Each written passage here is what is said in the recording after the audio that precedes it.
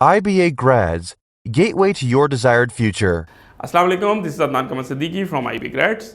NED में admission किस criteria के तहत होता है, इस चीज़ का जवाब आपको आज की मेरी इस वीडियो में इंशाल्लाह मिल जाएगा। देखिए, एनईडी में अराउंड 20 डिपार्टमेंट्स हैं, इंजीनियरिंग डिपार्टमेंट्स, और तकरीबन 8 डिपार्टमेंट हमारे पास ऐसे हैं जो नॉन इंजीनियरिंग डिपार्टमेंट्स हैं। जो इंजीनियरिंग डिपार्टमेंट्स हैं उनमें मेरिट हाई होता है, और उसकी मेरिट की कैलकुलेशन ऐसे होती है कि 50% आपका एकेडमिक्स यानी इंटर या ए लेवल्स और 50% आपका टेस्ट।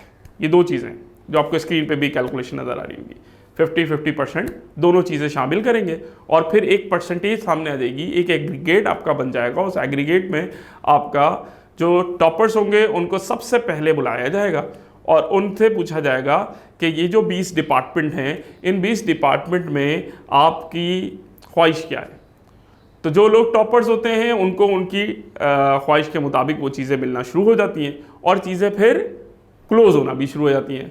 तो लास्ट ईयर आप देखेंगे कि यहाँ पर कंप्यूटर साइंस है और सॉफ्टवेयर इंजीनियरिंग है और BCIT है, इस तरह के जो प्रोग्राम्स हैं वो बहुत तेज़ी से क्लोज़ होते गए, और इस साल भी कुछ ऐसे ही नज़र आ रहा है, क्योंकि बच्चों का इंटरेस्ट जो है वो कंप्यूटर साइंस की तरफ और सॉफ्टवेयर इंजीनियरिंग की तरफ और IT की तरफ बहुत ज़्यादा है। तो आप लोगों को भी इस बात का ख्याल करना है कि जब बहुत सारे लोग होते हैं तो कंपटीशन टफ हो जाता है।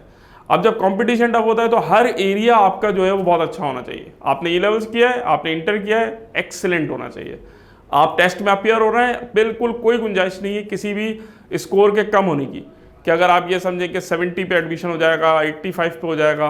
भाई, आप मैक्सिमम स्कोर कंसीडर करें। आप कोशिश करें कि आप तैयारी 100 MCQs की करके जाएँ, 100% करके जाएँ, कि आपने टेस्ट में 100 आउट ऑफ 100 करना है। जब आप 100 आउट ऑफ 100 की तैयारी करके आओगे तो फिर 90+ स्कोर करोगे, और इंशाल्लाह फिर आप अपने इंटर या ए लेवल्स के साथ जो एग्रीगेट हासिल करेंगे वो ऐसा एग्रीगेट होगा जिस पर आपका एडमिशन आपकी ख्वाहिश के मुताबिक आसानी से हो जाएगा।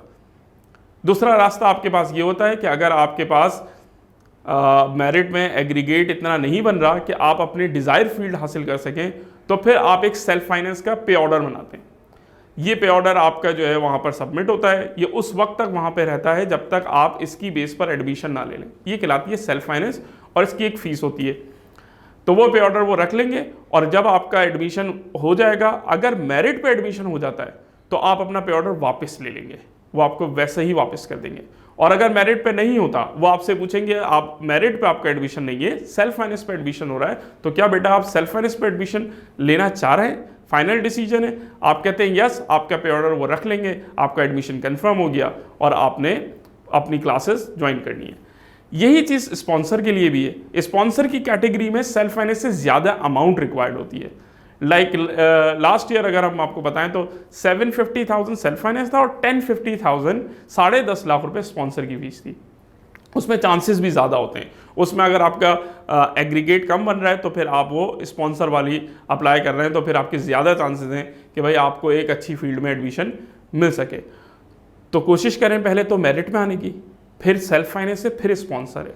और इन तीनों कैटेगरी के लिए आपका टेस्ट का क्लियर होना बहुत ज़रूरी है। अगर टेस्ट क्लियर नहीं है तो फिर आप कुछ नहीं कर सकते। ये वीडियो मेरी स्टूडेंट्स के लिए भी है और पेरेंट्स के लिए भी। अक्सर पेरेंट्स का ये सवाल होता है कि सर, अगर मैं पे ऑर्डर दे रहा हूँ, मैं फाइनेंस कर रहा हूँ, तो फिर मुझे सीट मिल जानी चाहिए ना, मुझसे फिर ये पासिंग का क्या मतलब है कि एनईडी का टेस्ट पास नहीं हुआ तो मेरे बच्चे का एडमिशन नहीं होगा।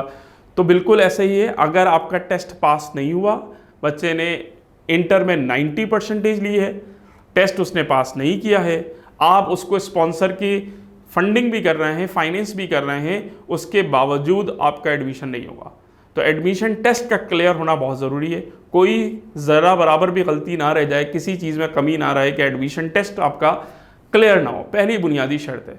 उसके बाद फिर टेस्ट जितना अच्छा होगा उतने ज़्यादा चांसेस होंगे कि आप अपनी डिज़ायर फील्ड में एडमिशन ले सकें। गुड लक, जज़ाकल्लाह, अस्सलामु अलैकुम।